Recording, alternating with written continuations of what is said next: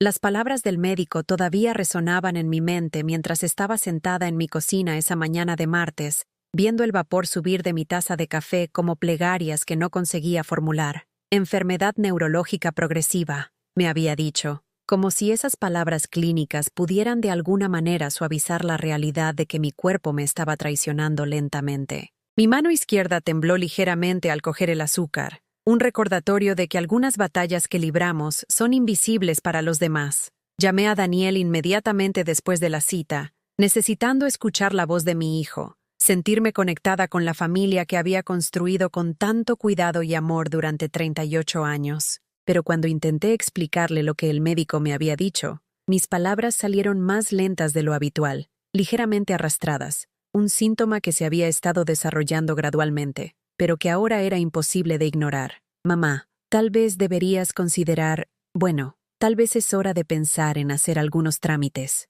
dijo Daniel, con un extraño entusiasmo en su voz que intenté achacar a la preocupación. Ya sabes, cosas legales, por si acaso. Como si ya me hubiera ido. Ahora, 3 semanas después, entendía a qué se refería con trámites. La comprensión no llegó a través de una confrontación dramática, sino por el simple hecho de pasar junto a su antigua habitación, ahora su despacho, desde donde teletrabajaba la mayoría de los días. La puerta estaba ligeramente abierta, y su voz flotaba con la confianza de alguien que creía estar hablando en privado. La condición neurológica está progresando más rápido de lo que esperábamos, le oí decir, y mi corazón dio un vuelco por el miedo antes de darme cuenta de que no estaba hablando con un médico. Su habla está claramente afectada, y a veces parece confundida con cosas sencillas. Creo que tenemos que avanzar rápidamente con el papeleo de la tutela. Tutela. La palabra me golpeó como agua fría, disipando cualquier ilusión que aún albergara sobre las motivaciones de mi hijo. Me pegué a la pared del pasillo, mi mano temblorosa cubriendo mi boca para amortiguar cualquier sonido que pudiera escaparse. Sé que parece agresivo, continuó Daniel, pero, sinceramente, ya no es capaz de administrar sus asuntos, y francamente, yo ya me he estado ocupando de todo durante meses. En realidad, solo es oficializarlo. La voz del abogado era demasiado baja para que la entendiera, pero las respuestas de Daniel dibujaban una imagen clara de una conversación que había estado sucediendo sin mi conocimiento, sobre mi vida, mi futuro, mis derechos. Solo la casa ya vale casi 400.000 euros, dijo, y pude oír el susurro de papeles. Además de sus cuentas de ahorro, la póliza de seguro de vida. Mira, no estoy intentando ser un mercenario, pero he puesto mi propia vida en pausa para cuidarla. Volví a casa, gestiono todas sus citas, la llevo a todas partes. Esto es realmente para proteger lo que ella se ha ganado, proteger lo que yo me había ganado, quitándomelo mientras yo aún estaba viva para verlo. De alguna manera regresé a mi habitación, mis piernas inestables no por mi enfermedad, sino por la conmoción de descubrir que mi propio hijo, el niño al que había acunado en sus pesadillas, animado en los partidos de fútbol, apoyado durante la universidad y su difícil divorcio, veía mi enfermedad no como algo que enfrentar juntos, sino como una oportunidad para reclamar una herencia que aparentemente sentía merecer. Esa noche, durante la cena, Daniel estuvo inusualmente atento, preguntándome por mi día, rellenando mi vaso de agua antes de que pudiera pedirlo, cortando mi comida en trozos más pequeños con el tipo de cuidado solícito que ahora se sentía más como una actuación que como amor. «Pareces cansada, mamá», dijo, acercándose para palmear mi mano. «¿Tienes problemas para recordar cosas? Me di cuenta de que olvidaste tomar tu medicación matutina ayer». Yo no había olvidado mi medicación. La había tomado deliberadamente temprano, antes de que él se despertara, porque me había cansado de su presencia constante durante momentos tan privados. Pero ahora entendía por qué vigilaba estos pequeños detalles con tanto cuidado. Cada tarea olvidada, cada respuesta lenta, cada palabra tropezada se convertía en evidencia en el caso que estaba construyendo contra mi competencia. «Me estoy manejando bien», dije con cuidado, probando cómo sonaban mis palabras. Salieron claras, deliberadas, pero pude verlo observando mi boca mientras hablaba, catalogando cualquier vacilación. «Claro que sí», respondió con una sonrisa que no le llegaba a los ojos. «Pero sabes, no hay vergüenza en aceptar ayuda cuando la necesitas. para eso está la familia. Familia. La palabra se sentía diferente ahora, cargada de implicaciones que apenas comenzaba a entender. Más tarde esa noche, después de que Daniel se fuera con amigos, algo que hacía la mayoría de las noches, a pesar de sus afirmaciones sobre poner su vida en pausa para cuidarme, me senté sola en el salón donde lo había criado. Las paredes estaban cubiertas de fotografías que contaban la historia de una vida construida sobre el amor y el sacrificio. Los primeros pasos de Daniel, su graduación del instituto, el día que consiguió su primer trabajo, las mañanas de Navidad cuando era lo suficientemente pequeño como para creer en la magia. En cada fotografía, yo estaba allí, no solo presente, sino central. La madre que había trabajado en 2 sitios para pagar su matrícula universitaria, que había pedido una segunda hipoteca para ayudarle a comprar su primera casa, que le había dado la bienvenida sin preguntar cuando su matrimonio terminó y necesitó tiempo para reconstruir su vida. Le había dado todo lo que tenía para dar, libremente y sin esperar nada a cambio. Pero, al parecer, él llevaba otro tipo de contabilidad. Saqué el móvil y empecé a llamar a mi hermana Margarita, necesitando hablar con alguien que me hubiera conocido antes de que mis palabras se volvieran poco fiables, alguien que escuchara mis miedos sin sugerir de inmediato que estaba imaginando cosas. Pero mientras sostenía el teléfono, me di cuenta de que no sabía cómo explicar lo que estaba pasando. ¿Cómo le dices a alguien que tu propio hijo está planeando sistemáticamente declararte incompetente? ¿Cómo expresas la sospecha de que cada amabilidad está siendo calculada, cada debilidad documentada? En lugar de eso, dejé el teléfono a un lado y caminé hasta la ventana de mi habitación, mirando el barrio donde había vivido durante 25 años. Mis vecinos se estaban recogiendo para la noche, sus ventanas brillando con la luz cálida de familias que aún confiaban las unas en las otras, que aún creían que el amor significaba protección en lugar de posesión. Si te gustan las historias emotivas que te tocan el corazón, por favor, suscríbete. Estamos intentando llegar a 1000 amigos aquí que entiendan que los lazos familiares deben construirse sobre el amor, no la oportunidad. Y dime, ¿desde qué ciudad me estás viendo? Me encantaría saber que no estoy sola al creer que la dignidad nunca debería ser negociable, sin importar los desafíos que enfrentemos. Mañana, comenzaría a entender cuán cuidadosamente Daniel había estado sentando las bases de lo que él llamaba protección, pero que se sentía más como una desaparición cuidadosamente orquestada de todo lo que yo había trabajado para construir. Pero esta noche, en la tranquilidad de mi propia casa, todavía creía que el amor podía superar el cálculo, que la familia significaba algo más que arreglos legales y herencias financieras. Qué equivocada estaba a punto de descubrir que había estado. Los cambios comenzaron siendo pequeños, tan sutiles que casi me convencí de que los estaba imaginando. Daniel comenzó a interceptar mi correo, clasificándolo en la encimera de la cocina cada mañana mientras yo preparaba el desayuno. «Solo te ayudo a mantenerte organizada, mamá», decía, dejando a un lado lo que consideraba importante y descartando lo que llamaba propaganda. Pero noté que las cartas de mi banco desaparecían en su pila, junto con los extractos de mis cuentas de inversión y la correspondencia de mi compañía de seguros. Cuando le preguntaba por ellas, él hacía un gesto con la mano con aire de desdén y decía, «Lo tengo controlado, ya no tienes que preocuparte por esas cosas». La frase, «no tienes que preocuparte», se convirtió en su constante estribillo, aplicado a todo, desde programar mis citas médicas hasta decidir qué alimentos necesitábamos. Me encontré siendo suave, pero firmemente excluida de las decisiones sobre mi propia vida, como si mi diagnóstico hubiera borrado de alguna manera mi capacidad para tomar decisiones sencillas sobre qué comer o qué programa de televisión ver. «Creo que deberíamos cancelar tu club de lectura», anunció Daniel una mañana de jueves, no pidiendo mi opinión, sino informándome de una decisión que aparentemente ya había tomado.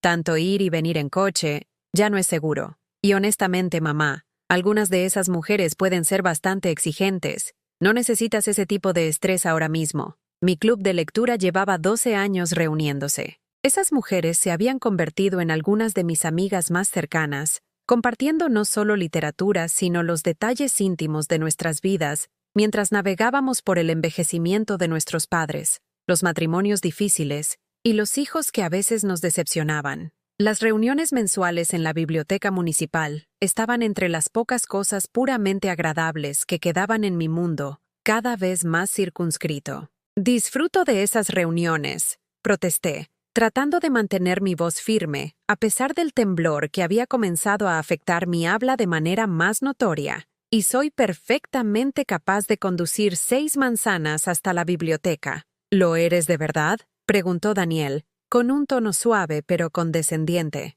Ayer no recordabas dónde pusiste las llaves del coche. La semana pasada te confundiste sobre qué día era tu cita. No intento ser malo, mamá, pero tal vez es hora de ser honestos sobre tus limitaciones. Sus palabras escocían porque contenían la suficiente verdad para hacerme dudar de mí misma. Había estado más olvidadiza últimamente, y mis llaves parecían emigrar a lugares donde no recordaba haberlas puesto. Pero olvidar dónde coloqué mis llaves no era lo mismo que olvidar cómo conducir, y perder una cita no significaba que fuera incompetente para gestionar mi agenda social. Aún así, discutir resultaba agotador, y Daniel tenía una forma de hacer que mis protestas sonaran como las quejas de alguien que carecía de conciencia de su propia condición. Fue más fácil ceder, dejar que él hiciera la llamada cancelando mi participación en el club de lectura, incluso mientras sentía que otra pequeña parte de mi independencia se esfumaba. El patrón se repitió en todos los aspectos de mi rutina diaria.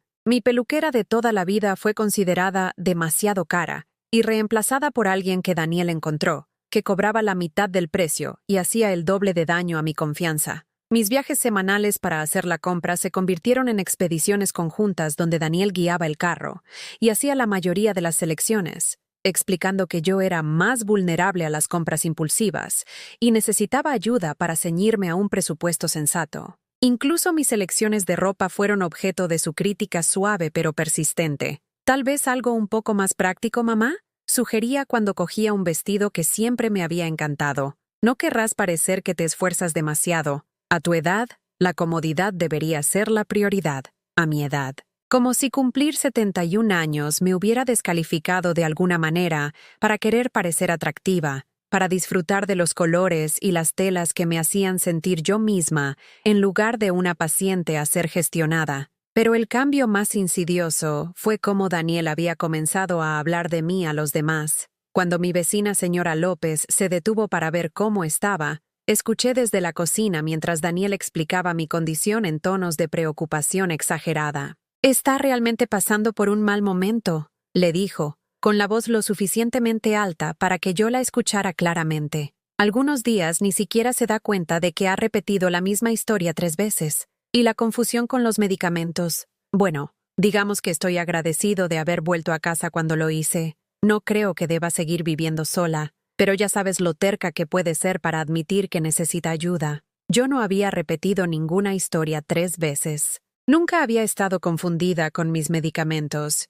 y me estaba manejando perfectamente bien viviendo en la casa que había llamado hogar durante más de 2 décadas. Pero la señora López asintió con simpatía, mirando hacia la cocina con lo que ahora reconocía como lástima más que como preocupación. «Eres un hijo tan bueno», le dijo. «No todo el mundo sacrificaría su propia vida para cuidar a un padre así. Sacrificar su propia vida. Como si cuidar a la mujer que lo había criado fuera un acto extraordinario de caridad, en lugar de la reciprocidad natural que las familias deberían ofrecerse mutuamente. Como si yo me hubiera convertido en una carga, en lugar de una madre que todavía tenía valor y dignidad a pesar de una condición médica que hacía algunas tareas más difíciles».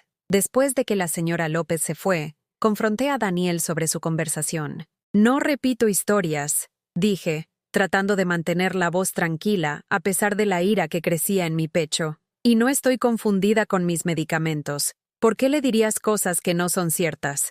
La expresión de Daniel cambió a lo que empezaba a reconocer como su cara de paciente cuidador, la mirada de alguien que trata con un paciente difícil e irrazonable. «Mamá, le contaste la misma historia sobre tu cita con el médico 2 veces ayer. Sé que no recuerdas haberlo hecho, pero eso es exactamente de lo que estoy hablando. La falta de conciencia de tus propios síntomas es parte de la enfermedad. Falta de conciencia». Otra frase clínica que hacía que mi realidad sonara como un delirio. mis protestas como síntomas a ser gestionados en lugar de preocupaciones válidas a ser abordadas. Creo que estás exagerando mis síntomas, dije, pero incluso mientras las palabras salían de mi boca, podía oír cómo sonaban, exactamente como lo que diría alguien con falta de conciencia. No estoy exagerando nada, respondió Daniel, y por un momento, su máscara de preocupación se deslizó lo suficiente para que viera algo más frío debajo. Estoy documentando todo, mamá, por tu propia protección. Algún día me darás las gracias por llevar un registro de estas cosas cuando tú misma no puedas recordarlas. Documentando todo. La frase me produjo un escalofrío al darme cuenta de que nuestras conversaciones diarias, mis pequeños momentos de olvido, mis luchas ocasionales con las palabras, todo estaba siendo catalogado y guardado para algún propósito futuro que apenas comenzaba a entender. Esa tarde, llamé a mi hermana Margarita, necesitando escuchar una voz que me conociera como algo más que una colección de síntomas a ser gestionados. Pero cuando intenté explicarle mis crecientes preocupaciones sobre el comportamiento de Daniel, pude notar la vacilación en su respuesta. Elena, cariño, sabes cuánto te quiero, dijo Margarita con cautela. Pero Daniel me llamó la semana pasada. Está realmente preocupado por ti. Dice que te estás volviendo paranoica, que desconfías de la gente que intenta ayudarte. Quizás deberías hacerle caso. Él vive contigo todos los días. Él puede ver cosas que el resto de nosotros podríamos pasar por alto. Daniel la había llamado. Por supuesto que lo había hecho. Estaba contactando sistemáticamente con todas las personas de mi vida, plantando semillas de preocupación sobre mi estado mental, preparándolas para aceptar su versión de mi realidad en lugar de la mía. No estoy paranoica, dije, pero podía oír lo defensiva que sonaba, lo exactamente que mi protesta coincidía con lo que podría decir alguien que se estaba volviendo paranoico. Sé que no crees que lo estás, respondió Margarita con suavidad, pero esa es la cosa con estas condiciones, ¿verdad? A veces la persona que las experimenta es la última en reconocer lo graves que se han vuelto las cosas. Después de colgar el teléfono, me senté en la creciente oscuridad de mi salón, comprendiendo con dolorosa claridad que Daniel había sido más minucioso de lo que me había dado cuenta. No solo estaba planeando tomar el control de mi vida, sino que estaba destruyendo sistemáticamente mi credibilidad con cualquiera que pudiera cuestionar su autoridad para hacerlo. Cada persona que podría haberme servido de defensora había sido cuidadosamente preparada para ver mi resistencia como evidencia de mi deterioro en lugar de prueba de su manipulación. Mis quejas serían descartadas como síntomas, mis protestas interpretadas como falta de conciencia, mi ira vista como confirmación de que ya no era capaz de tomar decisiones racionales sobre mi propio bienestar. Por primera vez desde mi diagnóstico, sentí verdadero miedo, no de mi condición médica, sino de mi propio hijo. Decidí contraatacar con amabilidad, creyendo que si podía demostrar mi competencia a través de pequeños actos de cuidado y capacidad, Daniel recordaría quién había sido yo siempre para él. Comencé a levantarme más temprano para preparar su desayuno favorito, tortitas de arándanos con sirope de arce de verdad, el tipo que solía hacer cuando era pequeño y el mundo se sentía manejable. Pero cuando le presenté el plato esa primera mañana, miró las tortitas con lo que parecía genuina preocupación en lugar de aprecio. «Mamá, ¿te acordaste de apagar la cocina?», preguntó, corriendo a la cocina para comprobar. «Y mira, tienes masa por toda la camisa. Quizás cocinar no sea la mejor idea ahora mismo». Miré mi blusa, viendo solo una pequeña mancha cerca del dobladillo, el tipo de pequeño desorden que cualquier cocinero podría hacer. Pero Daniel le tomó una foto con su móvil, explicando con suavidad que quería mantener un registro de estos incidentes para mi equipo médico. Cada gesto de independencia se convertía en evidencia de deterioro. Cuando intenté poner mi propia colada, encontró fallos en cómo había clasificado los colores. Cuando traté de conciliar mi libreta de ahorros, señaló un pequeño error aritmético y sugirió que los números me estaban resultando difíciles. Cuando pasé una tarde organizando mi caja de recetas, algo que siempre me había resultado relajante, expresó preocupación porque me estaba volviendo obsesiva con la organización y se preguntó en voz alta si esto podría ser un síntoma de ansiedad relacionado con mi condición. El momento más aplastante llegó una tarde de martes cuando mi nieta Emma llamó para charlar. Tenía 22 años, Estaba terminando su último año de universidad y siempre había sido mi confidente especial. Solíamos hablar durante horas sobre sus estudios, sus problemas con el novio, sus sueños de ser profesora como yo lo había sido antes de que naciera Daniel. Pero esta conversación se sintió diferente desde el momento en que dijo «hola». Su voz tenía una cualidad cautelosa, el tono que la gente usa cuando habla con alguien que cree que podría ser frágil o estar confundido. «Hola, abuela», dijo lentamente, pronunciando cada palabra con claridad exagerada. «¿Cómo te sientes hoy?» «Estoy maravillosamente bien, cariño», respondí, genuinamente feliz de escucharla. «Cuéntame sobre tus clases. ¿No empezabas este mes esas prácticas como profesora?» Hubo una pausa, más larga de lo que requería una conversación natural, antes de que Emma respondiera. «Abuela, te conté eso la semana pasada, ¿recuerdas? ¿Y la semana anterior?» «Llevo haciendo prácticas desde febrero». Mi corazón se hundió al darme cuenta de que Daniel también había compartido sus preocupaciones sobre mi memoria con Emma, pero estaba segura de que recordaba nuestras conversaciones anteriores correctamente. Habíamos hablado sobre su nerviosismo antes de comenzar las prácticas, su entusiasmo por trabajar con niños de primaria, su tutora que le recordaba a su profesora de tercer curso de hace años. «Claro que lo recuerdo», dije con cuidado. «Preguntaba, ¿cómo te está yendo ahora que llevas un tiempo haciéndolo?» Otra pausa. «Oh», dijo Emma, y pude notar su confusión. «Papá dijo que has estado teniendo problemas para seguir las conversaciones y para llevar la cuenta del tiempo. Me dijo que debía ser paciente si me preguntas las mismas cosas una y otra vez». «Papá», se refería a Daniel, por supuesto. Mi hijo se había convertido en papá en las conversaciones sobre mi estado mental. El adulto responsable gestionando una situación que requería paciencia y comprensión. Yo me había convertido en la anciana confusa que necesitaba ser tratada con suavidad, a la que había que hablarle despacio, perdonada por preguntas repetitivas que aparentemente no recordaba haber hecho. «Emma, cariño», dije, tratando de mantener la voz firme, «creo que puede haber algo de confusión sobre cómo me está afectando mi condición. Me estoy manejando bastante bien, y mi memoria sigue siendo muy buena para la mayoría de las cosas». «Abuela», dijo Emma, y ahora su voz tenía el mismo tono suave y condescendiente que Daniel había perfeccionado. «Eso es exactamente lo que papá dijo que dirías. Me explicó que las personas con tu condición a menudo no se dan cuenta de cuánto les está afectando. Por eso es tan importante que la familia ayude a llevar un registro de las cosas». Después de colgar, me quedé mirando el teléfono en mi regazo, comprendiendo con una claridad devastadora que Daniel había envenenado con éxito incluso esta relación, quizás la más preciada que quedaba en mi vida. Emma, que siempre me había visto como sabia y capaz, ahora me veía como una paciente sintomática que carecía de conciencia de su propio deterioro. Decidí demostrar mi competencia a través de la acción en lugar de las palabras. Ese fin de semana, pasé horas en mi jardín, desherbando los macizos de flores y plantando los bulbos de primavera que había estado esperando durante todo el invierno. La jardinería siempre había sido mi santuario, el lugar donde me sentía más conectada con la vida y el crecimiento, y los ritmos pacientes de las estaciones que pasan. Pero cuando Daniel me encontró allí, arrodillada en la tierra suave con tierra bajo las uñas y sudor en la frente, no vio evidencia de mi continua capacidad.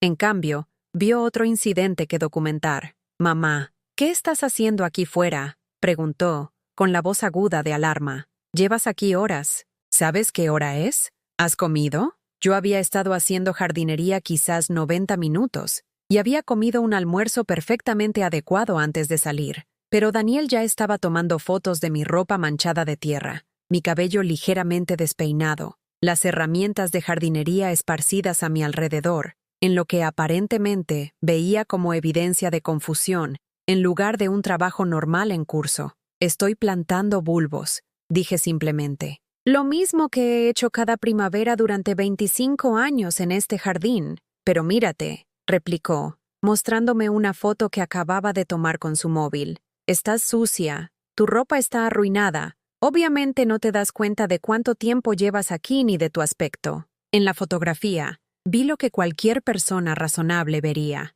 Una mujer que había estado trabajando en su jardín, con el aspecto exacto que debe tener alguien después de pasar tiempo con tierra y plantas, y un trabajo físico honesto. Pero a través de la lente de Daniel, mi apariencia se convirtió en evidencia de deterioro, prueba de que estaba perdiendo la conciencia del tiempo y la adecuación social. Esa tarde, llamó a alguien, no pude saber a quién, y habló en tonos bajos y preocupados sobre el incidente de la jardinería. Estaba completamente inconsciente de su aspecto, le oí decir, cubierta de tierra, trabajando obsesivamente durante horas, sin noción del tiempo. Cuando intenté hablar con ella al respecto, se puso a la defensiva e insistió en que todo era normal. Es exactamente lo que nos advirtió el doctor, la pérdida de conciencia social que acompaña a este tipo de deterioro cognitivo. Pérdida de conciencia social. Otra frase clínica para describir lo que siempre había sido una de mis mayores alegrías,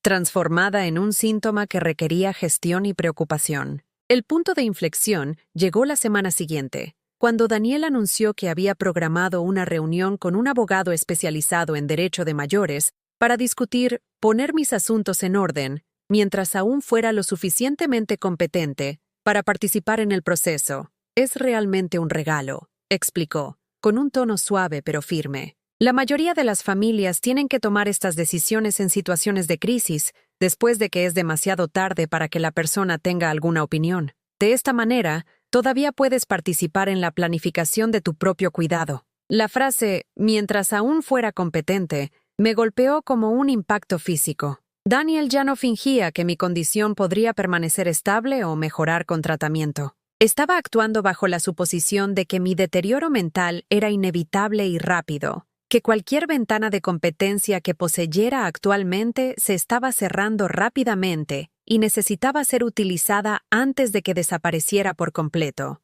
No quiero reunirme con ningún abogado, dije, tratando de hacer valer lo que debería haber sido mi derecho absoluto a rechazar consultas legales no deseadas sobre mis propios asuntos. Mamá, ese es exactamente el tipo de pensamiento que me preocupa, respondió Daniel, sacando su móvil para tomar lo que ahora me di cuenta de que era otra foto de documentación de mi resistencia a la planificación necesaria. Esto es exactamente lo que los médicos querían decir cuando hablaron de que el mal juicio se convierte en parte del síndrome. No estás pensando con claridad sobre lo que es mejor para tu futuro. Mal juicio. Resistencia a la planificación necesaria. Cada objeción legítima que planteaba a su gestión cada vez más agresiva de mi vida se convertía en otro síntoma a catalogar, otra prueba de que ya no era capaz de tomar decisiones racionales sobre mi propio bienestar. Esa noche, sola en mi habitación, finalmente me admití lo que había estado evitando durante semanas. El plan de Daniel no era solo obtener el control de mis finanzas o mi situación de vida. Estaba destruyendo sistemáticamente mi credibilidad, mis relaciones y mi sentido de mí misma, preparando a cualquiera que pudiera cuestionar su autoridad para ver mi resistencia como evidencia de incapacidad mental en lugar de legítima defensa propia. Y la parte más aterradora era lo razonable que hacía que todo sonara, cómo cada paso parecía lógico y afectuoso cuando se presentaba individualmente, incluso mientras se combinaban para crear un asalto integral a mi autonomía y dignidad.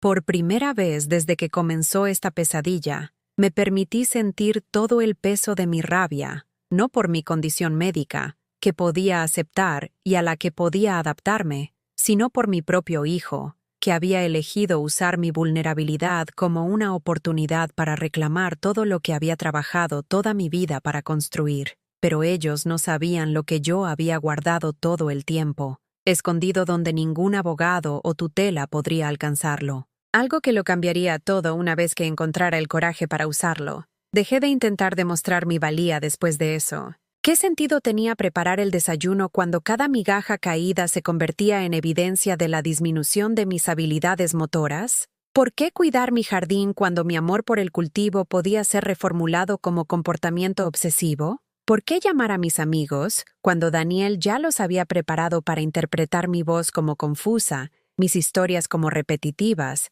mis preocupaciones como delirios paranoides? En cambio, me retiré a una versión más tranquila de mí misma, moviéndome por mi propia casa como un fantasma que acecha habitaciones que una vez se sintieron como un hogar. Me sentaba a la mesa de la cocina cada mañana, viendo a Daniel comer los cereales que él había elegido en la compra, leyendo correos electrónicos en su móvil con la atención concentrada de alguien que gestiona asuntos importantes de negocios. Mis asuntos, me di cuenta, aunque ya no sentía la necesidad de incluirme en esas conversaciones. La casa se sentía diferente ahora, pesada con tensiones no dichas, y el peso de documentos que no me permitían ver. Daniel había convertido el dormitorio de invitados en lo que él llamaba su oficina, aunque noté que mantenía la puerta cerrada con llave y la llevaba consigo en todo momento. A veces lo oía allí a altas horas de la noche, hablando en voz baja en llamadas telefónicas que se extendían más allá de la medianoche, discutiendo detalles de mi vida con personas cuyos nombres ya no reconocía. Mi propia rutina se hizo más pequeña cada día. Preparaba mi café por la mañana, limpiando cuidadosamente cualquier derrame antes de que Daniel pudiera fotografiarlo como evidencia de disfunción motora. Me sentaba en mi sillón de lectura junto a la ventana del salón, viendo el barrio despertar, niños caminando al colegio, vecinos recogiendo el periódico, furgonetas de reparto trayendo paquetes a casas donde las familias aún funcionaban normalmente. Pero incluso leer se complicó cuando Daniel comenzó a controlar mis selecciones de libros. «¿Tal vez algo un poco más ligero, mamá?», sugería cuando me encontraba con novelas que siempre me habían gustado. «Tanto drama intenso podría no ser bueno para tu estado emocional ahora mismo. El doctor Vega mencionó que las personas con tu condición pueden verse demasiado afectadas por contenido triste o violento». El doctor Vega nunca había dicho tal cosa, pero Daniel tenía una forma de atribuir sus opiniones a la autoridad médica, haciendo que el desacuerdo pareciera una negación de la experiencia profesional, en lugar de una diferencia de opinión legítima. Empecé a esconder mis libros de verdad, guardándolos en mi habitación y leyendo solo material aprobado cuando Daniel estaba cerca. Revistas sobre jardinería y cocina, libros de citas inspiradoras, el tipo de contenido insulso y alegre que aparentemente se ajustaba a alguien con mi capacidad disminuida. Las llamadas de amigos se hicieron menos frecuentes a medida que se corría la voz en mi círculo social de que yo estaba pasando por un momento difícil y podría no ser la misma de siempre durante las conversaciones. Cuando mi amiga Dolores llamó para preguntar por qué había faltado a la reunión de la auxiliar de la iglesia, pude notar la forma cautelosa en que formulaba sus preguntas, el tono suave que la gente usa con los inválidos. «Elena, querida, Daniel mencionó que has estado teniendo algunos desafíos últimamente», dijo. «Todas queremos apoyarte, pero tal vez es mejor que te concentres en descansar, en lugar de intentar seguir el ritmo de todos tus viejos compromisos». Mis viejos compromisos. Actividades que habían dado estructura y significado a mi vida, ahora estaban siendo enmarcadas como obligaciones gravosas que estaba demasiado impedida para manejar. A la auxiliar de la iglesia, donde yo había servido como tesorera durante 8 años, donde mis habilidades de organización habían sido valoradas y se buscaba mi opinión, aparentemente se le había dicho que ya no era lo suficientemente fiable para participar. «Me estoy manejando bien», dije, pero pude oír cómo las palabras carecían de convicción. «¿Cómo discutes contra una reputación que ha sido cuidadosamente construida en tu ausencia? Especialmente cuando cualquier protesta suena exactamente como lo que diría alguien con poca conciencia». Las cenas se volvieron especialmente difíciles. Daniel preparaba comidas sencillas, sopa de lata, sándwiches cortados en trozos pequeños, y me observaba comer con la atención concentrada de alguien que monitorea a un paciente en busca de signos de angustia o confusión. «Tómate tu tiempo, mamá», decía cuando masticaba más lentamente de lo habitual. Un efecto secundario de la medicación más que un deterioro cognitivo. «No hay prisa. Sé que tragar puede volverse difícil con tu condición». Tragar no era difícil. No tenía ninguna dificultad para comer alimentos preparados normalmente, pero el constante comentario de Daniel hacía que cada comida se sintiera como un procedimiento médico.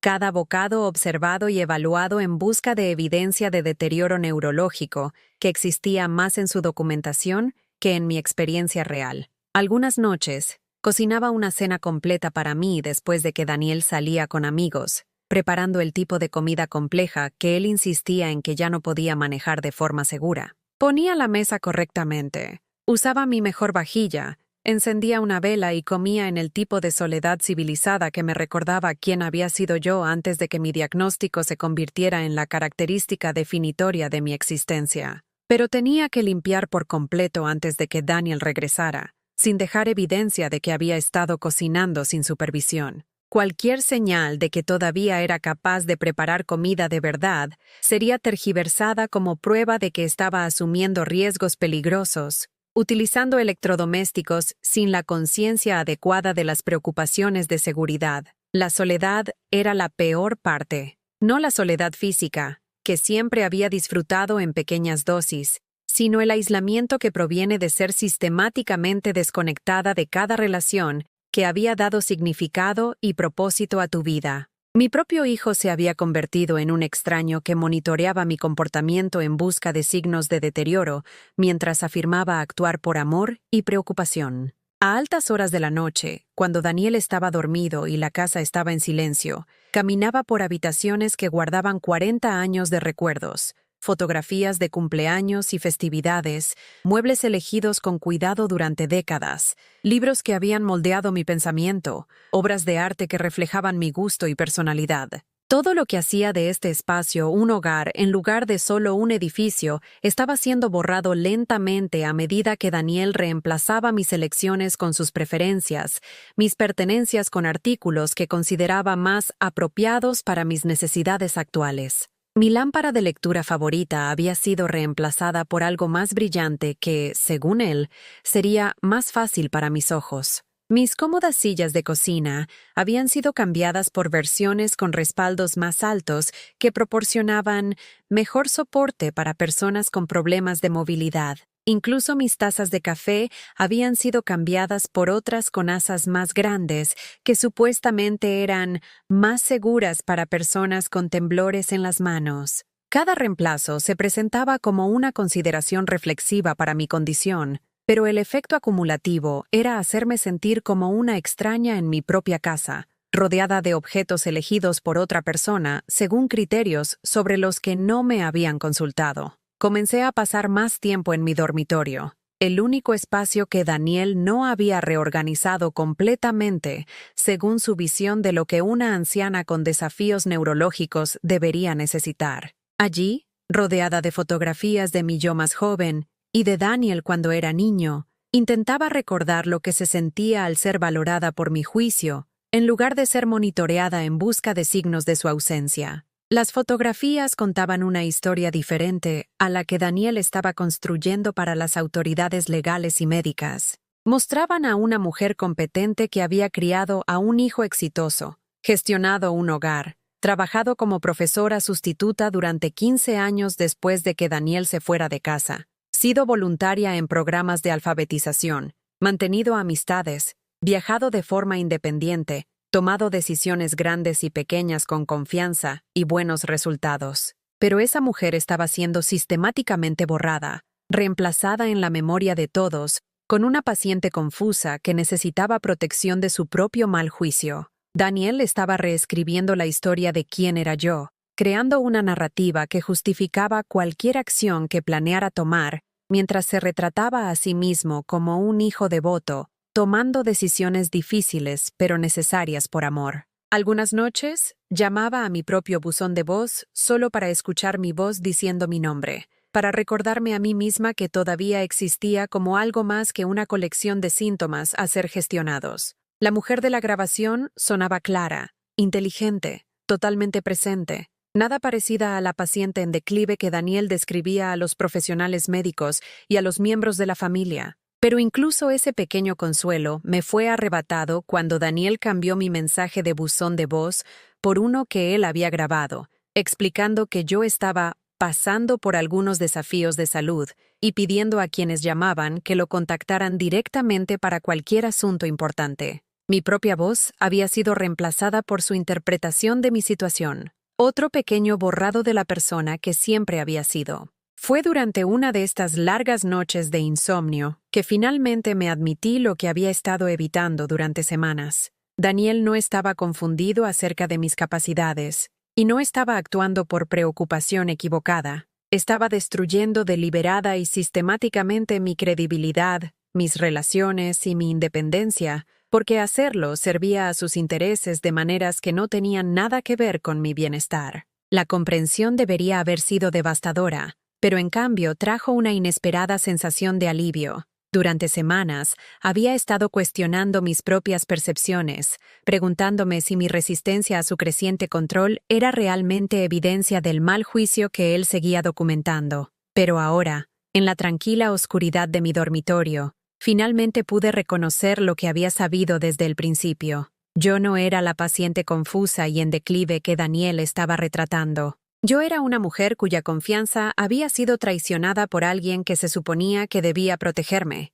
cuyas vulnerabilidades estaban siendo explotadas por la persona que debería haber sido mi defensora más fuerte. Esa era una situación completamente diferente a la que Daniel estaba describiendo a los demás, y requería una respuesta completamente diferente. Ya no era dolor, era claridad. La claridad no llegó de repente como un rayo. Se acumuló lentamente, como la luz de la mañana arrastrándose sobre un paisaje familiar, revelando detalles que siempre habían estado allí, pero que ahora estaban iluminados de maneras que lo cambiaban todo. Comencé a recordar quién había sido antes de que mi diagnóstico se convirtiera en la única lente a través de la cual Daniel me veía, antes de que mi valía se midiera enteramente por síntomas que podría o no estar desarrollando. Yo había sido Elena Torres antes de convertirme en Elena Sánchez, una joven que hablaba 3 idiomas con fluidez, y obtuvo su título de maestra a pesar de la creencia de sus padres de que la educación se desperdiciaba en las hijas. Me había abierto camino en la universidad limpiando oficinas por la noche, estudiando entre vaciar papeleras y fregar suelos, decidida a convertirme en alguien que importara en el mundo. Tenía 24 años cuando me casé con Roberto, el padre de Daniel, eligiéndole no porque ofreciera seguridad o estatus, sino porque se reía de mis chistes y me preguntaba mi opinión sobre todo, desde la política hasta la poesía. Habíamos construido nuestro matrimonio sobre el respeto mutuo, compartiendo las responsabilidades del hogar y las decisiones importantes como compañeros iguales que valoraban el juicio del otro. Cuando Roberto murió hace 8 años, yo había manejado cada detalle de su funeral, gestionado las reclamaciones del seguro, navegado por el proceso de sucesión y reorganizado mis finanzas como viuda, con la competencia de alguien que había estado tomando decisiones importantes durante toda su vida adulta. Había llorado profundamente, pero funcionado completamente, demostrándome a mí misma y a todos a mi alrededor que era capaz de gestionar cualquier desafío que la vida presentara. Esa mujer, competente, decidida, resiliente, todavía existía dentro de mí, a pesar de los intentos de Daniel, de enterrarla bajo capas de terminología médica e incidentes documentados. Simplemente había estado inactiva, esperando a que recordara que mi valía no estaba determinada por la evaluación de mis capacidades por parte de mi hijo. Empecé con cosas pequeñas, reclamando pequeños pedazos de autonomía que Daniel había asumido gradualmente el control. Cuando se iba a correr por la mañana, yo recuperaba mi correo de su pila cuidadosamente clasificada, leyendo extractos bancarios y correspondencia de seguros que él había considerado demasiado confusos para que yo los manejara. Los números tenían perfecto sentido, el lenguaje era claro, y pude ver exactamente lo que él había estado ocultando. Mis cuentas estaban siendo sistemáticamente drenadas para pagar gastos que nunca había autorizado, honorarios legales a despachos con los que nunca había contactado, cargos de consultoría por servicios que nunca había solicitado, planes de pago para pólizas de seguro que duplicaban la cobertura que ya tenía. Daniel había estado usando mi poder notarial, un documento que había firmado cuando estaba en el hospital para unas pruebas, confiando en él para que manejara las facturas mientras me recuperaba, para gastar mi dinero en preparativos para tomar el control total de mi vida. Pero más perturbador que la manipulación financiera era la evidencia de cuán a fondo había estado documentando mis actividades diarias. En una carpeta marcada «Documentación médica», encontré fotografías mías en mi jardín, registros detallados de cada vez que había hecho una pregunta más de una vez, resúmenes escritos de llamadas telefónicas donde supuestamente había parecido confundida o repetitiva. La mujer en estos informes tenía poca semejanza con mi experiencia real de mi propia vida. pero la documentación era tan detallada, tan clínicamente presentada, que cualquier profesional médico o legal la encontraría una evidencia convincente de un deterioro cognitivo significativo. Daniel no solo me había estado manipulando psicológicamente, sino que había estado creando un rastro de papel elaborado para apoyar cualquier acción legal que planeara tomar. Fotografié todo con mi móvil, entendiendo instintivamente que la evidencia de su engaño podría volverse importante más tarde, pero tuve cuidado de devolver cada documento a su posición original exacta, manteniendo la ilusión de que yo era la paciente en declive que carecía de la curiosidad o la capacidad para investigar sus propios asuntos. Mi hermana Margarita llamó esa tarde, y por primera vez en semanas, escuché sus palabras con una clara comprensión de lo que realmente estaba sucediendo en nuestra conversación. «Elena, cariño, estoy preocupada por ti», dijo, su voz con la suave condescendencia que se había vuelto tan familiar. «Daniel dice que has estado haciendo las mismas preguntas una y otra vez, confundiéndote con cosas que solían ser sencillas para ti. Tal vez es hora de considerar dejar que te ayude más con las decisiones del día a día». «¿Qué preguntas he estado haciendo repetidamente?», pregunté, genuinamente curiosa sobre lo que Daniel le había dicho. Margarita dudó, claramente tratando de recordar ejemplos específicos. «Bueno», él dijo, «quiero decir, mencionó que sigues preguntando por tus cuentas bancarias, incluso después de que él te las haya explicado. Y algo sobre que estabas preocupada por unos papeles legales que son documentos de planificación patrimonial perfectamente normales». Yo nunca le había pedido a Daniel que me explicara mis cuentas bancarias porque era perfectamente capaz de leer los extractos bancarios yo misma. Y los papeles legales sobre los que había preguntado eran preocupantes precisamente porque representaban intentos de gestionar mi patrimonio, mientras yo aún estaba viva y competente para tomar mis propias decisiones. Pero Daniel había reformulado mis preguntas legítimas como evidencia de confusión, mis preocupaciones razonables como síntomas de pensamiento paranoide. «Margarita», dije con cuidado, «¿cuándo fue la última vez que tú y yo tuvimos una conversación donde te parecí confundida o repetitiva?» Otra pausa, más larga esta vez. «Bueno, siempre has estado clara cuando hablamos, pero Daniel dice que eso es común con tu condición. La gente puede parecer normal en conversaciones cortas, pero tener problemas con el pensamiento más complejo». Daniel dice, todo lo que Margarita creía sobre mi estado mental provenía de los informes de Daniel en lugar de sus propias observaciones. Él había estado envenenando esa relación de manera tan sistemática como había socavado mi credibilidad con todos los demás en mi vida. «Me gustaría que me visitaras», dije impulsivamente. «No porque necesite ayuda, sino porque echo de menos pasar tiempo con mi hermana. ¿Vendrías a tomar un café este sábado cuando Daniel esté fuera?» «Claro, cariño. Eso suena maravilloso». Después de colgar, me di cuenta de que había lanzado mi primer desafío a la narrativa de Daniel. Margarita vería por sí misma si yo era la paciente confusa y repetitiva que su hijo había estado describiendo, o si algo completamente diferente estaba sucediendo en esta casa. Pasé el resto de la semana preparándome para su visita, no limpiando o cocinando. Mi casa y mis habilidades no necesitaban ninguna preparación especial, sino reuniendo mis pensamientos y la evidencia de lo que había estado sucediendo. Practiqué explicando mi situación de forma clara y tranquila, entendiendo que cualquier reacción emocional sería interpretada como una prueba más de inestabilidad mental. La mañana de la visita de Margarita, Daniel mencionó casualmente que podría regresar temprano de sus actividades habituales del sábado. «Solo para ver cómo estáis las dos», dijo con una sonrisa que no le llegaba a los ojos. «Sé que estas visitas familiares pueden ser abrumadoras para personas en tu situación». Entendí que estaba planeando monitorear nuestra conversación, listo para intervenir si comenzaba a revelar información que contradijera su narrativa cuidadosamente construida sobre mi estado mental. «Qué considerado», respondí con suavidad. «Pero Margarita y yo llevamos tomando café juntas 60 años. Creo que podemos manejar unas horas sin supervisión». Algo parpadeó en el rostro de Daniel. Sorpresa, quizás, ante la tranquila firmeza de mi voz. Durante semanas, había estado acomodando su creciente control sin una resistencia significativa, interpretando el papel de la paciente en declive que aceptaba las evaluaciones de los demás sobre sus capacidades. Esta pequeña afirmación de independencia fue la primera grieta en esa actuación. Cuando Margarita llegó, me abrazó con la suave cautela que la gente usa con parientes frágiles, escaneando mi rostro en busca de signos de confusión o angustia. Pero mientras nos acomodamos en la cocina con café y galletas caseras, sí, las había horneado yo misma, a pesar de las preocupaciones de Daniel sobre mi uso del horno sin supervisión, su expresión cambió gradualmente. «Pareces muy bien, Elena», dijo después de que hubiéramos hablado durante casi una hora sobre todo,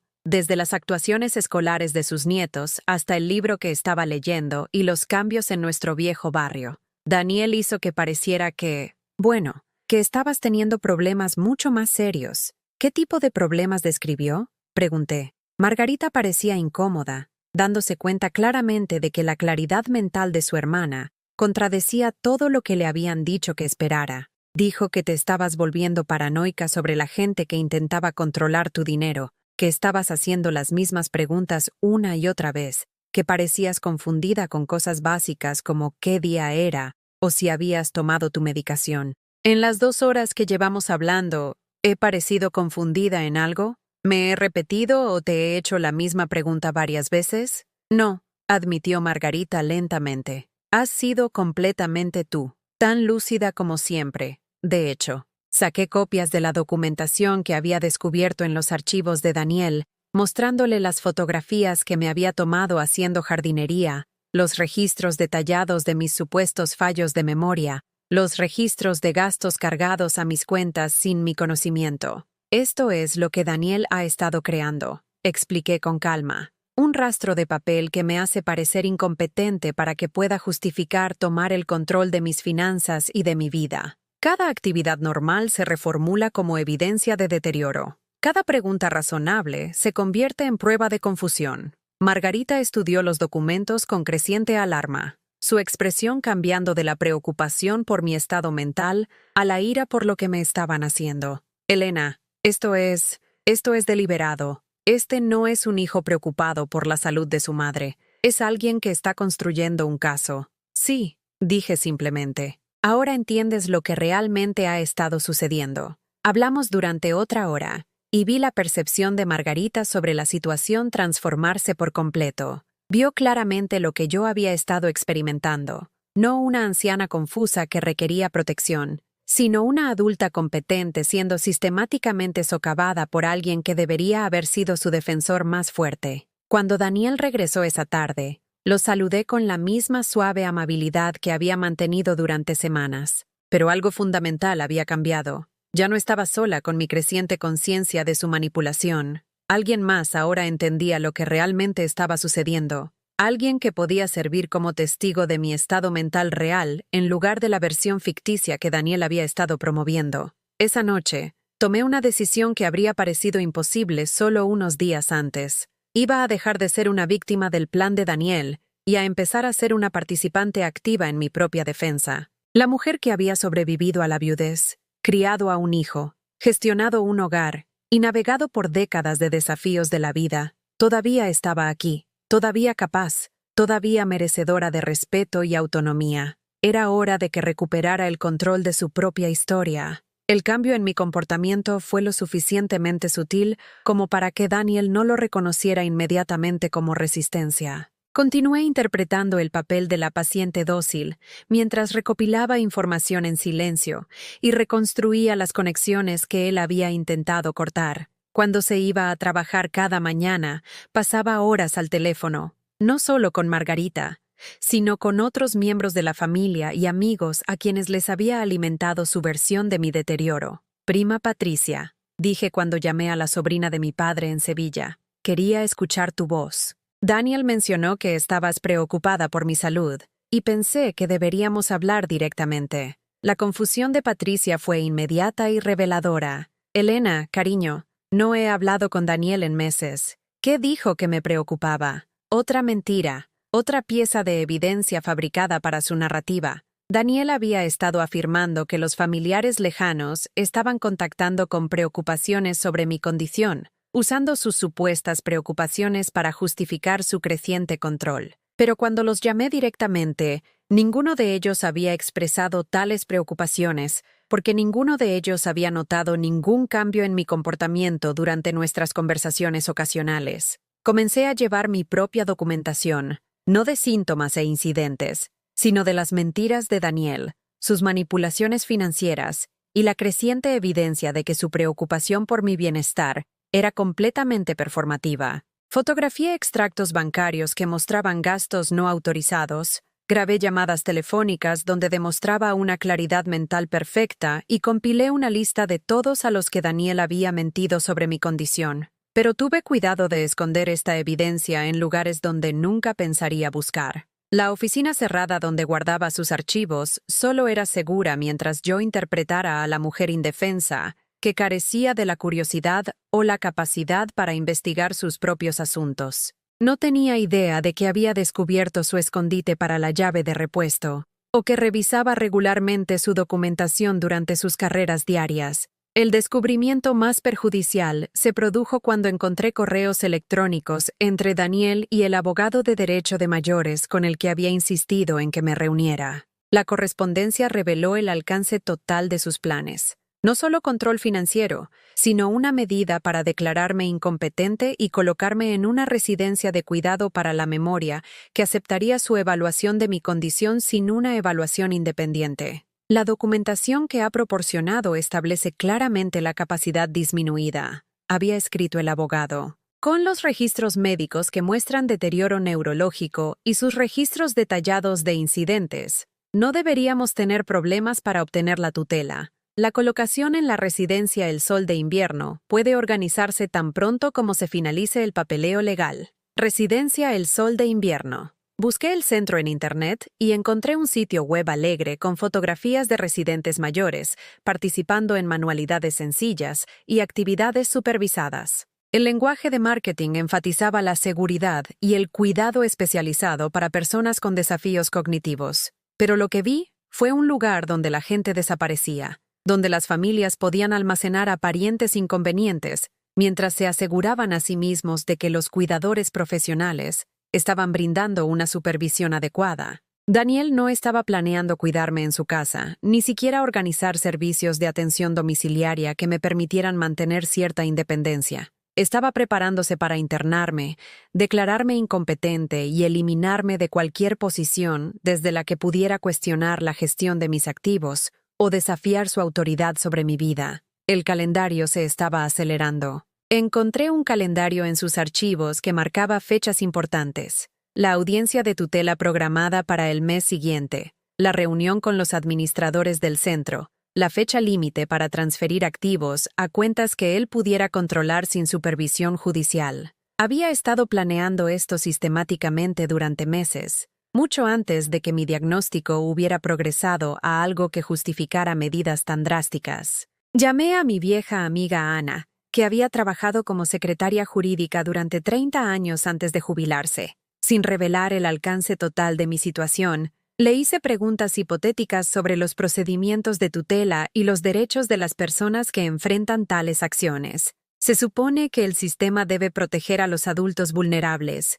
explicó Ana, pero puede ser abusado por familiares que presentan pruebas convincentes de incapacidad. Una vez que alguien es declarado legalmente incompetente, es muy difícil recuperar los derechos legales. La persona se vuelve esencialmente impotente para impugnar el acuerdo, incluso si su condición mejora o la evaluación original fue defectuosa. ¿Qué tipo de evidencia sería convincente?, pregunté. Registros médicos que muestren deterioro cognitivo, incidentes documentados de mal juicio o confusión, testimonio de familiares sobre la incapacidad de la persona para manejar las actividades diarias. Si la documentación es lo suficientemente minuciosa, los jueces rara vez la cuestionan, especialmente cuando proviene de parientes aparentemente preocupados. La estrategia de Daniel se estaba volviendo clarísima. Había estado creando exactamente el tipo de evidencia que Ana describía, construyendo un caso tan completo que ningún juez dudaría en otorgarle control total sobre mi vida y mis finanzas.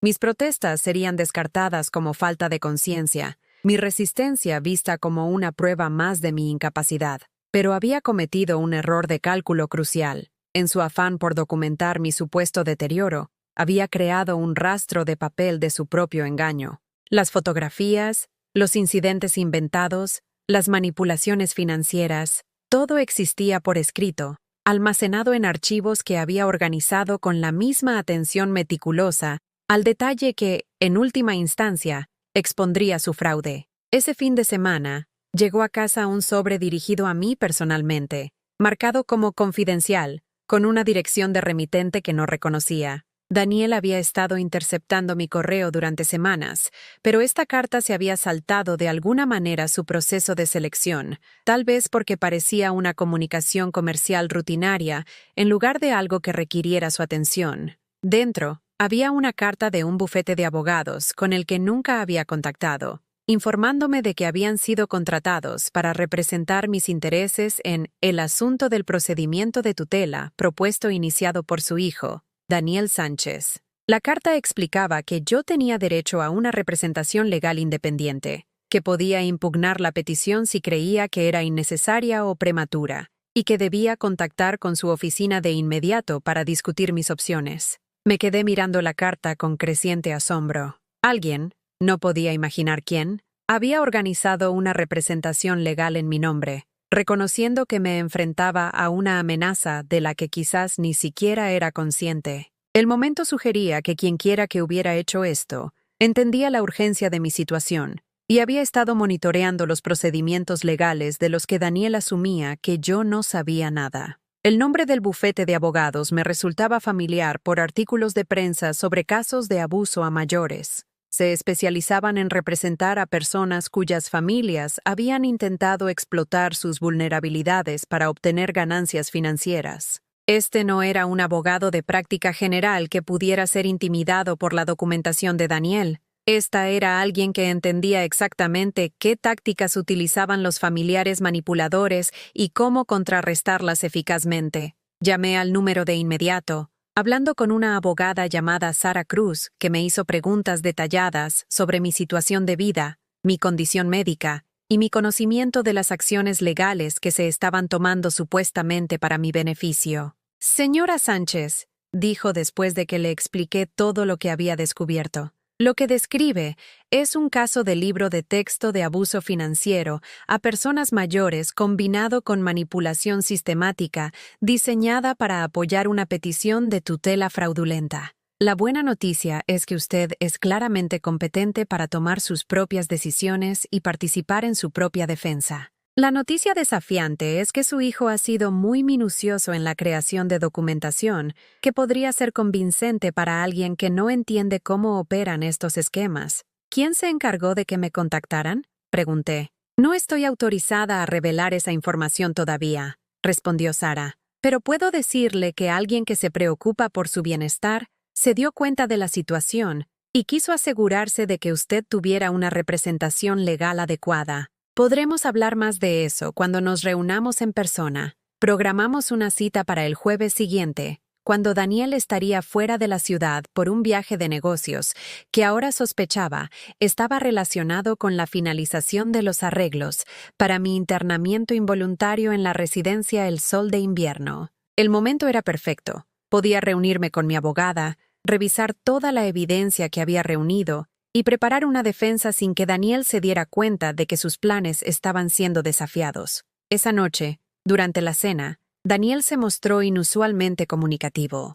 hablando de su próximo viaje con el entusiasmo de alguien que anticipa un logro significativo. «Es solo una breve reunión de negocios en Barcelona», explicó, cortando mi comida en trozos más pequeños con el cuidado condescendiente que se había vuelto rutinario. «Odio dejarte sola, pero la señora López de al lado dijo que pasaría a verte. Y por supuesto, tienes mi número si necesitas algo». La señora López, a quien Daniel había preparado cuidadosamente para que me viera como una mujer confusa que requería supervisión. Otra capa de su red protectora, asegurando que incluso mis vecinos le informarían sobre cualquier comportamiento inusual durante su ausencia. «Estaré bien», le aseguré, manteniendo el tono suave que se había convertido en mi escudo contra su creciente control. «Son solo 2 días. Sé que crees que estarás bien», respondió Daniel con suave condescendencia, «pero las personas con tu condición no siempre reconocen cuando están teniendo problemas. prométeme que llamarás a la señora López si te sientes confundida con algo, o si no recuerdas si has tomado tu medicación. Lo prometí, entendiendo que esta conversación era otra forma de documentación. Establecer que él había organizado la supervisión adecuada y que yo había aceptado recibir ayuda si era necesario. Cada interacción se había convertido en parte de su estrategia legal, cada palabra cuidadosamente elegida para apoyar su narrativa sobre mi incompetencia. Pero dos podíamos jugar a ese juego. Daniel, dije, mirándolo directamente con la mirada clara de alguien cuya mente funcionaba perfectamente. Quiero que sepas cuánto aprecio todo lo que has hecho por mí. Cuidar de un padre con desafíos de salud no es fácil, y sé que estás haciendo sacrificios. Algo parpadeó en su rostro. Sorpresa por mi franqueza, quizás, o inquietud por la forma firme en que sostuve su mirada. Por un momento, pareció verme no como una paciente a ser gestionada,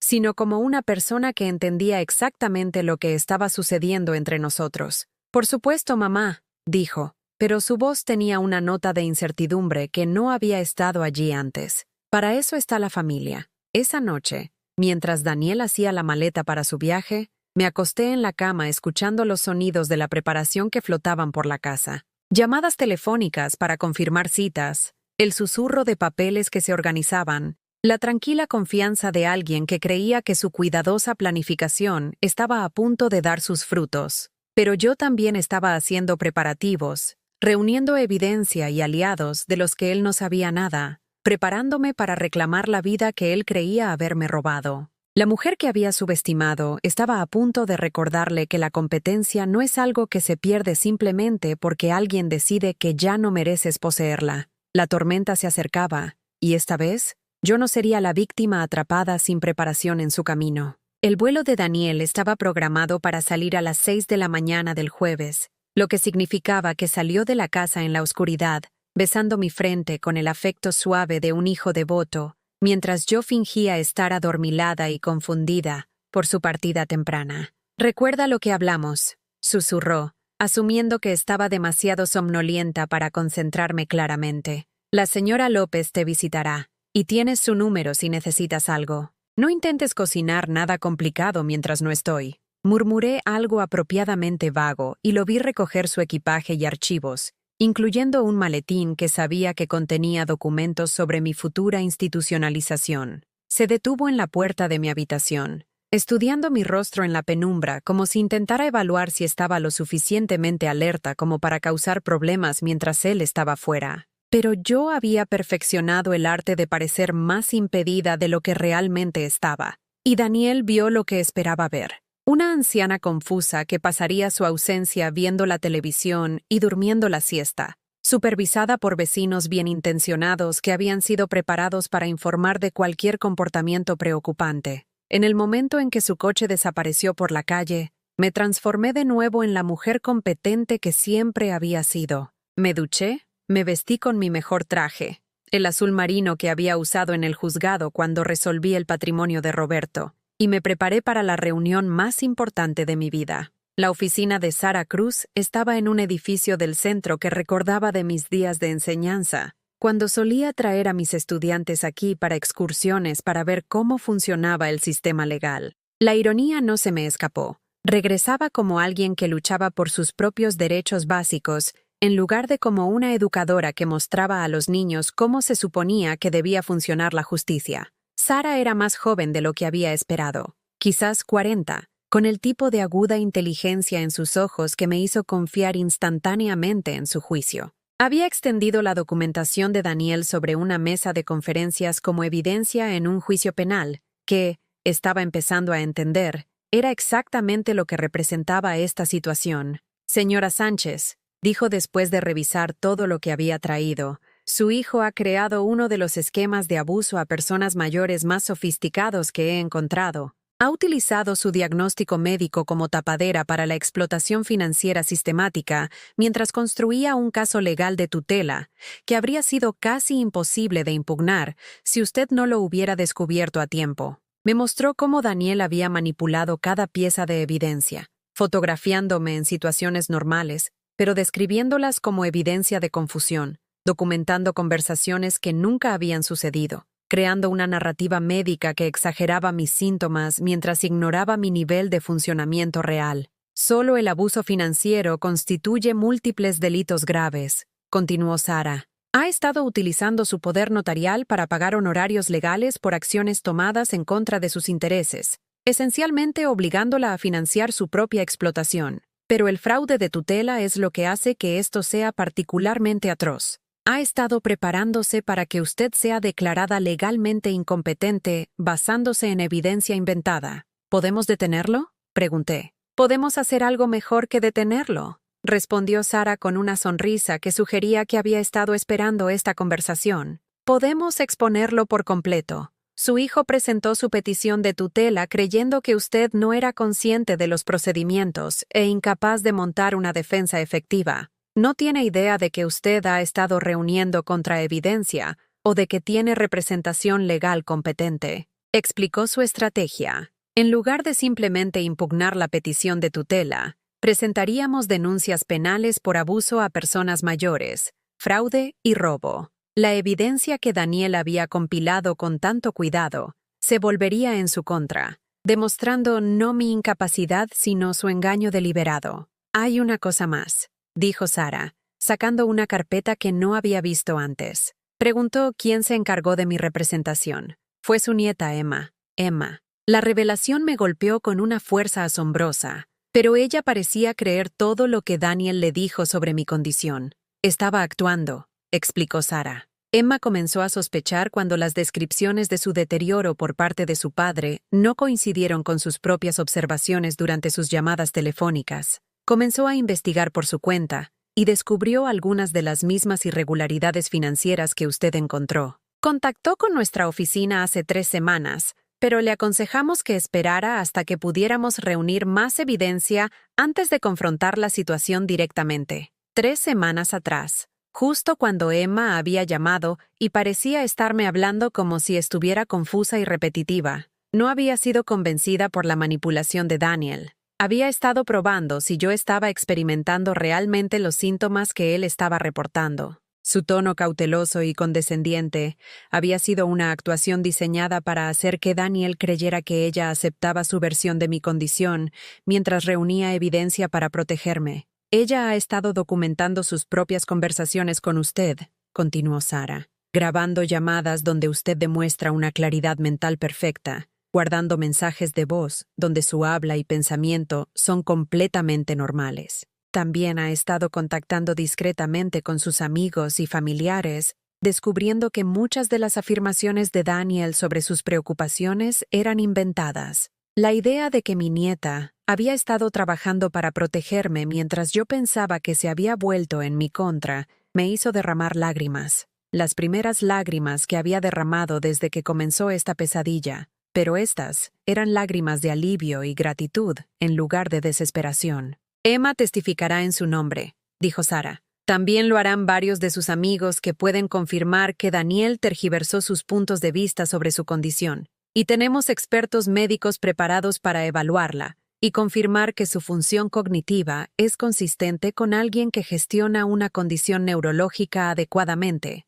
no con alguien que requiere tutela». Pasamos las siguientes 3 horas preparándonos para lo que Sara llamó la confrontación. Daniel regresaría de Barcelona el viernes por la noche, esperando encontrarme en el mismo estado dócil e inconsciente que había dejado atrás. En cambio, descubriría que todo su plan había sido expuesto y que le esperaban graves consecuencias legales. «La clave», explicó Sara, «es dejar que revele el alcance total de su engaño antes de que se dé cuenta de la magnitud del problema en el que se encuentra. Queremos que siga mintiendo, que se reafirme en sus afirmaciones sobre su incompetencia, porque cada declaración falsa que haga fortalece nuestro caso». El viernes por la noche llegó con la suave luz de principios de primavera, y me senté en mi salón esperando el coche de Daniel, con la tranquila anticipación de alguien que había pasado meses siendo subestimada y finalmente estaba lista para corregir ese error de cálculo. Entró por la puerta con la confianza desenfadada de alguien cuyo viaje de negocios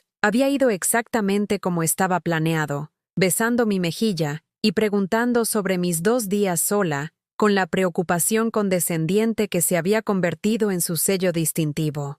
Te eché de menos, mamá, dijo, sentándose en el sillón frente a mí con obvia satisfacción. La señora López dijo que lo hiciste genial, sin problemas en absoluto. Mencionó que parecías un poco confundida sobre qué día era cuando te visitó ayer, pero eso es perfectamente normal. La mentira era tan casual, tan automática, que casi admiré su audacia. La señora López no me había visitado, y yo no había hablado con ella durante su ausencia, pero Daniel necesitaba mantener su documentación de mi confusión, así que simplemente inventó interacciones que apoyaban su narrativa. ¿Qué tal Barcelona?, pregunté con suavidad. Productivo, respondió, y algo en su tono sugirió que esto era un eufemismo. Pude finalizar algunos arreglos importantes para tu futuro cuidado. Todo está encajando exactamente como discutimos. Nunca habíamos discutido tales arreglos, pero asentí como si entendiera a qué se refería. En realidad, mamá,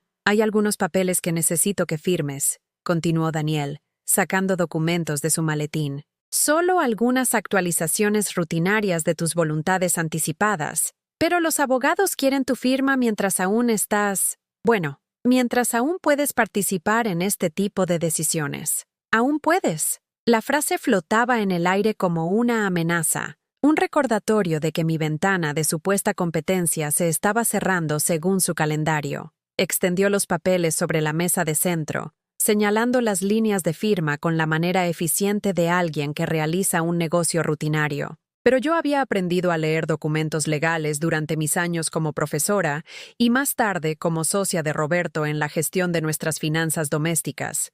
Estas no eran voluntades anticipadas, eran acuerdos para el internamiento voluntario en un centro residencial, renuncias a mi derecho a impugnar la tutela y autorizaciones para que Daniel tomara todas las decisiones financieras en mi nombre. Estos no parecen voluntades anticipadas, dije con calma. La expresión de Daniel parpadeó, solo por un momento, antes de reanudar su preocupación practicada. Son documentos completos, mamá. Cuidado de salud, alojamiento, gestión financiera, todo integrado para asegurar que todo esté coordinado correctamente. Sé que parecen complicados, pero por eso me tienes a mí para manejar los detalles. Me gustaría leerlos con más cuidado antes de firmar nada, dije. Por supuesto, respondió Daniel, pero pude ver la tensión acumulándose alrededor de sus ojos. Pero, honestamente, parte del lenguaje legal podría ser confuso dado cómo se han estado desarrollando las cosas con tu condición.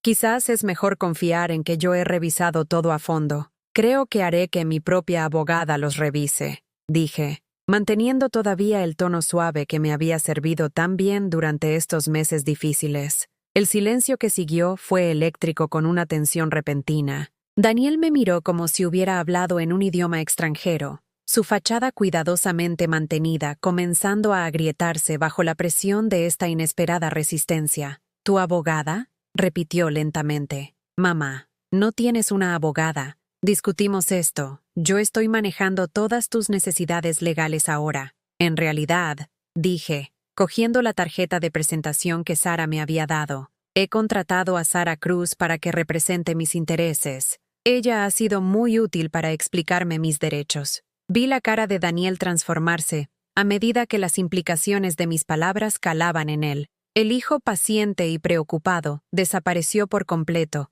reemplazado por alguien que apenas reconocía, frío, calculador y de repente muy enojado. ¿Qué derechos?, preguntó, bajando la voz a un tono que nunca le había oído usar antes. Mamá, no eres competente para contratar a una abogada. Ni siquiera puedes recordar qué día es la mitad de las veces. Ahí estaba, la máscara finalmente caída, la pretensión abandonada. Daniel ya no interpretaba el papel del cuidador devoto. Me estaba mostrando exactamente lo que pensaba realmente de mí, y exactamente por qué se sentía con derecho a tomar el control de mi vida. Recuerdo perfectamente qué día es, dije, con mi voz firme y clara. Es viernes 15 de abril. Es el día en que regresaste de Barcelona esperando que firmara documentos que me meterían en un centro de cuidado para la memoria y te darían control total de mis finanzas. Es el día en que tu plan para defraudarme termina. La palabra defraudar lo golpeó como un impacto físico. Se levantó bruscamente. Los documentos legales se dispersaron por el suelo, y por primera vez en meses, Lo vi como realmente era, no un hijo preocupado, sino un hombre cuyo elaborado plan se estaba derrumbando a su alrededor. No sabes de lo que estás hablando, dijo, pero su voz no transmitía convicción. Estás confundida, estás enferma, estos delirios son parte de tu condición. No, Daniel, respondí, levantándome para sostener su mirada directamente. El único delirio era pensar que no me daría cuenta de lo que me estabas haciendo, pero ahora lo sé todo, y también las autoridades. El color se drenó del rostro de Daniel a medida que el peso total de mis palabras se asentaba entre nosotros. Por un momento, se quedó congelado en mi salón, rodeado de los papeles dispersos que representaban meses de cuidadosa planificación, ahora reducidos a escombros sin valor en mi alfombra. ¿Las autoridades?, repitió, con la voz apenas un susurro. Sara Cruz ha presentado denuncias penales por abuso a personas mayores, fraude y robo, dije, cada palabra pronunciada con la tranquila precisión de alguien que había pasado semanas preparándose para este momento. La fiscalía está muy interesada en tu documentación, Daniel. Cada fotografía que tomaste, cada incidente que inventaste, cada mentira que dijiste sobre mi condición, todo es evidencia ahora. Evidencia de tus crímenes, no de mi incompetencia. Se hundió de nuevo en su silla. El hombre seguro que se había ido a Barcelona reemplazado por alguien que comenzaba a comprender la magnitud de su error de cálculo. Mamá, no entiendes lo que estás haciendo. Esas abogadas se están aprovechando de ti. Están manipulando a alguien que no está pensando con claridad. Incluso ahora, incluso con su plan expuesto, y su futuro desmoronándose a su alrededor. Daniel no podía abandonar la narrativa que le había servido tan bien. Yo seguía siendo la paciente confusa en su mente, todavía alguien cuyas decisiones podían ser descartadas como síntomas en lugar de lecciones. Estoy pensando más claramente que en meses, repliqué. Lo suficientemente clara como para saber que un hijo que ama a su madre no documenta cada momento de debilidad para usarlo en su contra después. Lo suficientemente clara como para reconocer que cuidar de un padre no incluye robar su dinero para pagar a abogados que te ayudarán a robar más. La puerta principal se abrió, y Emma entró con el paso decidido de alguien que había estado esperando este momento con tantas ganas como yo. Detrás de ella entró Sara Cruz, llevando un maletín que sabía que contenía copias de toda la evidencia que habíamos reunido. La cabeza de Daniel se levantó de golpe ante su entrada, su expresión cambiando rápidamente de confusión a comprensión, a algo parecido al pánico. «Emma, ¿qué haces aquí?» «Estoy aquí para apoyar a mi abuela», dijo Emma, sentándose a mi lado en el sofá con naturalidad. «La abuela que me crió para creer que la familia se protege, no explota las vulnerabilidades del otro para beneficio propio». «No entiendes la situación», dijo Daniel, dirigiéndose a su hija con desesperada intensidad. «Tu abuela está enferma. Está siendo manipulada por personas que quieren aprovecharse de su condición. Estas abogadas le están llenando la cabeza de fantasías paranoides». Emma sacó su móvil, desplazándose hasta una aplicación de grabación que mostraba docenas de archivos guardados. «Entiendo perfectamente, papá. Tengo horas de conversaciones grabadas con la abuela donde demuestra una claridad mental perfecta. También tengo grabaciones tuyas describiendo síntomas que ella nunca ha exhibido y afirmando que los miembros de la familia estaban preocupados por ella cuando lo comprobé directamente con ellos y no tenían tales preocupaciones». Sara abrió su maletín y comenzó a desplegar documentos con la precisión metódica de alguien que presenta pruebas en un tribunal. «Señor Sánchez, usted ha estado defraudando sistemáticamente a su madre durante meses, mientras construía un caso legal para que ella fuera declarada incompetente, basándose en evidencia inventada. Tenemos documentación de gastos no autorizados por un total de más de 40.000 euros, informes médicos falsificados y testimonio de testigos que contradice prácticamente todas las afirmaciones que ha hecho sobre su condición». Daniel miró de Sara a Emma y a mí, buscando en nuestros rostros alguna señal de incertidumbre o confusión que le permitiera recuperar el control de la situación. Pero éramos tres mujeres que entendían exactamente lo que había estado sucediendo y nos habíamos preparado a fondo para esta confrontación. «La petición de tutela ha sido retirada», continuó Sara. «Su madre está representada por un abogado competente y se están presentando cargos penales. Usted tiene derecho a contratar a su propia abogada y le aconsejo encarecidamente que lo haga. Esto es una locura, dijo Daniel, levantándose con agresividad repentina. Es mi madre. La he estado cuidando. Todo lo que he hecho ha sido para su propia protección. ¿Protección de qué?, pregunté en voz baja. ¿De gestionar mis propias finanzas? ¿De mantener mis amistades? ¿De tomar mis propias decisiones sobre dónde vivir y cómo pasar mi tiempo? No me estabas protegiendo, Daniel. Me estabas borrando. Las palabras flotaron en el aire con una precisión devastadora. Durante meses, Daniel había estado eliminando sistemáticamente cada aspecto de mi identidad que no servía a sus propósitos: mi independencia, mis relaciones, mi credibilidad, mi autonomía. Había estado preparándose para borrarme tan completamente que solo existiría como una pupila legal generando ingresos para su beneficio. Quiero que te vayas, dije, las palabras provenientes de un lugar de fuerza que casi había olvidado poseer. Recoge tus pertenencias y busca otro lugar para vivir. Esta es mi casa, y ya no te quiero en ella. No puedes hacer esto, protestó Daniel. Necesitas a alguien que te cuide. No puedes apañártela sola. Me he apañado sola durante 8 años desde que murió tu padre, repliqué. Me apañé perfectamente bien hasta que decidiste que mi diagnóstico era una oportunidad en lugar de un desafío que podíamos enfrentar juntos. Me apañaré incluso mejor sin alguien que documente cada uno de mis movimientos para buscar pruebas de incompetencia. Emma se levantó y caminó hacia su padre con la calma autoridad de una joven que había sido obligada a convertirse en adulta más rápidamente de lo que debería haber necesitado. Papá, la abuela te está dando la oportunidad de irte con algo de dignidad intacta.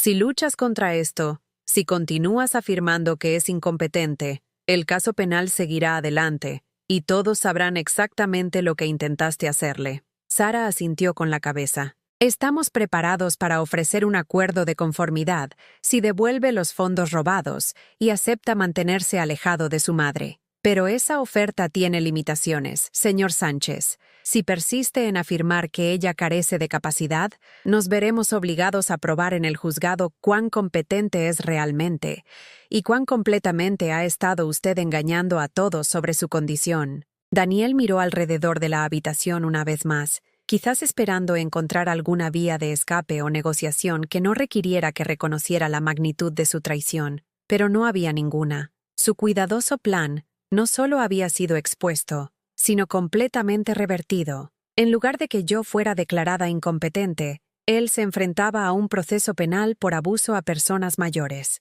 Bien, dijo finalmente, con la voz hueca por la derrota. Pero no vengas a llorarme cuando te des cuenta de que no puedes apañártelas sin ayuda. No me llames cuando te caigas, o cuando no puedas recordar dónde pusiste las cosas, o cuando el mundo se vuelva demasiado confuso para navegar sola. Incluso en la rendición, no pudo resistir un último intento de socavar mi confianza, de plantar semillas de duda sobre mi capacidad para funcionar de forma independiente. Pero sus palabras ya no tenían poder porque las entendí por lo que eran. Manipulación diseñada para hacerme cuestionar mis propias percepciones en lugar de confiar en mi experiencia real. No te llamaré, dije simplemente. Si necesito ayuda, se la pediré a personas que se preocupan por mi bienestar en lugar de por mi cuenta bancaria. Daniel se fue esa noche con 2 maletas y un silencio amargo que decía mucho sobre su sentido de derecho a mi vida y mis activos. Esperaba gratitud por su gestión de mis asuntos.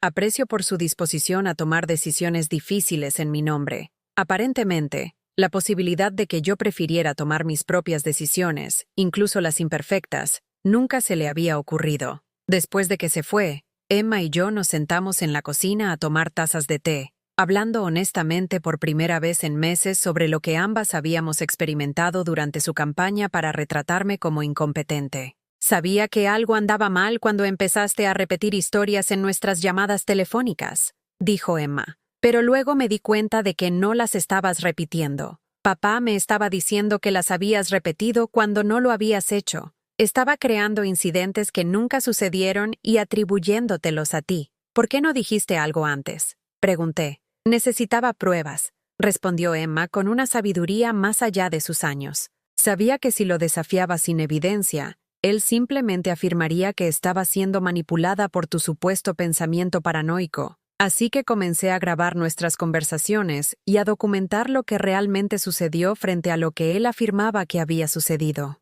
Sara se había quedado a cenar, y a medida que avanzaba la noche, comencé a comprender el alcance total de la protección legal que ahora estaba en vigor. Los cargos penales probablemente resultarían en pena suspendida y restitución en lugar de tiempo en la cárcel, asumiendo que Daniel aceptara el acuerdo de conformidad y devolviera los fondos robados. Más importante aún, se habían establecido órdenes de alejamiento que le impedían contactarme directamente o intentar interferir en mi atención médica o gestión financiera. Lo que ha experimentado es desafortunadamente común, explicó Sara. Los hijos adultos a menudo ven los activos de sus padres como herencia que debe ser protegida, gestionada o accedida de acuerdo con su propio juicio, en lugar de los deseos de sus padres. Cuando hay una condición médica involucrada, pueden convencerse a sí mismos y a otros de que tomar el control es un acto de cuidado en lugar de explotación. Durante las semanas siguientes,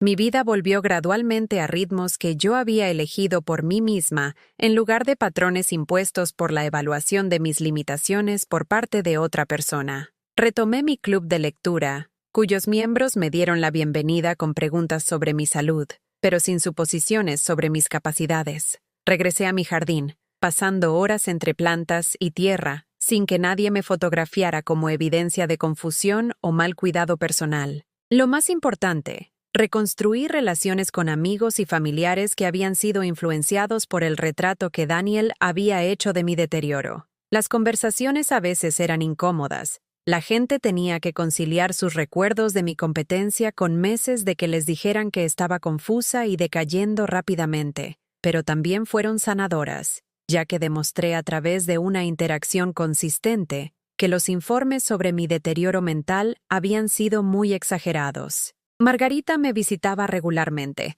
trayendo consigo una mezcla de culpa por creer las mentiras de Daniel y alivio por mi condición real. Debería haber confiado en mis propias observaciones, dijo durante una de nuestras conversaciones de café. Cada vez que hablábamos parecías perfectamente bien, pero él era tan convincente sobre lo que estaba sucediendo cuando yo no estaba cerca. Él era convincente porque tenía una agenda, respondí. Y porque la gente quiere confiar en que los hijos tienen los mejores intereses de sus padres en el corazón. La idea de que un hijo fabrique pruebas de la incompetencia de su madre es tan inquietante que es más fácil creer que la madre está realmente en declive. 6 meses después, recibí una carta de Daniel, no directamente, sino a través de Sara, quien revisó todas las comunicaciones para asegurarse de que no constituyeran acoso o intentos de manipularme para que retirara los cargos penales. La carta era breve y formal, reconociendo que había cometido errores de juicio con respecto a mi cuidado y expresando